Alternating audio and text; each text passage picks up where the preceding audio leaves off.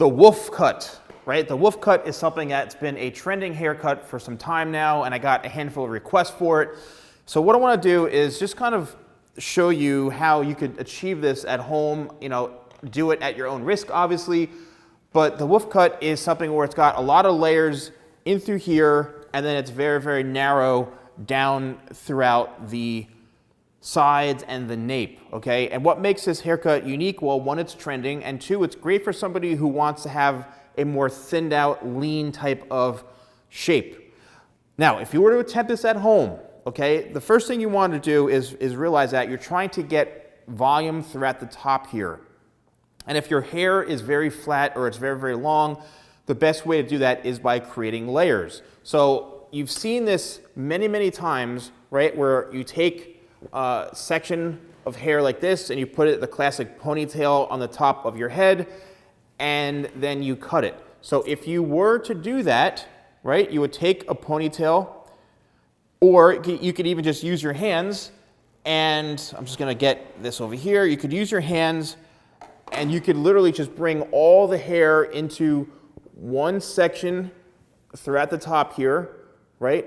But one section that is just enough for you to be able to hold it like this. Now, what you have to do and realize is that you have to take a section that's not super thick, right? Or not, it's not too much hair. Because if it's too much hair, then it's going to be literally too much hair. I know it sounds funny, but you need to have enough to grab it and that you're able to take the right thickness of it. Because this way you're going to be able to get that proper texture. So what I want to do is I want to create, so if you were to do this, you want to create some layering throughout the top here, and layering literally is a technique that's designed to remove weight. So all I'm doing right now is I'm point cutting into this entire shape throughout the top here like this. It's almost like you're fanning out the section, right? But what I'm doing is I'm making sure, even though it's chomping into this section here, I'm still trying to keep it very, very balanced like this. Now, you can then extend this more towards the front this way and bring this down towards the face like that. Let me turn this mannequin sideways. So we have the hair like that. Then what we can do is continue to point cut like this. So all that hair is still in my hands. It's still in that one section. But now what I'm doing is I'm literally going in and removing a lot of that weight and creating that textured shape like this. But please be careful. Obviously, you don't want to cut your hands. But if you, the key is that I shifted from here to now here, which allows me to cut this so it's a bit shorter. So what that did is it created a bunch of volume. So now what I would suggest doing is take a piece from that. This is what we call the guide. So I just took a section right from there, and now I'm going to take a section from the back like this. So we worked from the top part, now we're into the back part right into here, and we're gonna do the same exact thing. So now I'm gonna point cut again, and what this is doing, it's literally connecting the shape, okay? It's connecting the shape, connecting the dots, and this is how we're getting a whole bunch of volume, but also texture and movement, but we're keeping that balance because this has to flow in throughout the back here.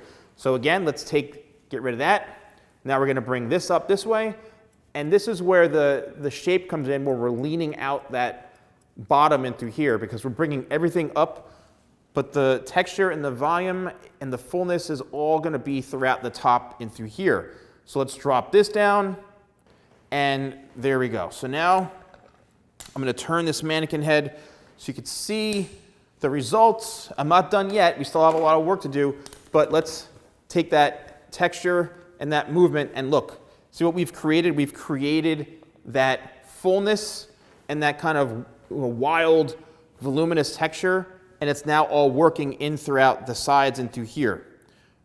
There we go. There's that this is what everybody's looking for, is that fullness here, and then that really slim kind of texture in through there. Now, what I would suggest doing, because we still have the corners and the sides in through here, we want the corners to have a lot of volume, but we want this to be very, very lean. Again, So let's take this up, all this hair up in one section like so. Again, the hair is very, very dry, okay? Now, there is where the hair was cut on the top. And now what I'm going to do is I'm actually going to slide cut underneath this section, right? I'm going to slide cut underneath. And what that's doing is that's removing weight from the bottom. That's how we're going to get this shape a lot leaner, all right? So we're working from underneath. Now I'm going to do that throughout the entire head. Again, be very, very careful with this, but that's the technique right there. So we're slide cutting from underneath. This way we're removing weight from the inside out. And this is just a technique and something that I feel is going to work very, very well, because we're taking out the weight from the heaviest part, which usually is underneath, right? It's underneath, and that's where we want to lean out the shape the most. Okay, so there's that. Let's get all this hair out of here and look at all that texture now. Look at all the fullness and the texture that we've created right in through here. And obviously this is blonde, so, you know, it's a bit lighter, but there's all that shape. Look how really amazing that looks. It's pretty much seamless, right? Seamless layers in through here. Really, really pretty, really modern, and, you know, it can be done yourself at home. So again, this is dry hair, and I didn't wet it because I really wanted to just see that shape. Okay, I want to see it, and when the hair is dry, that's when you're getting the most reaction out of it.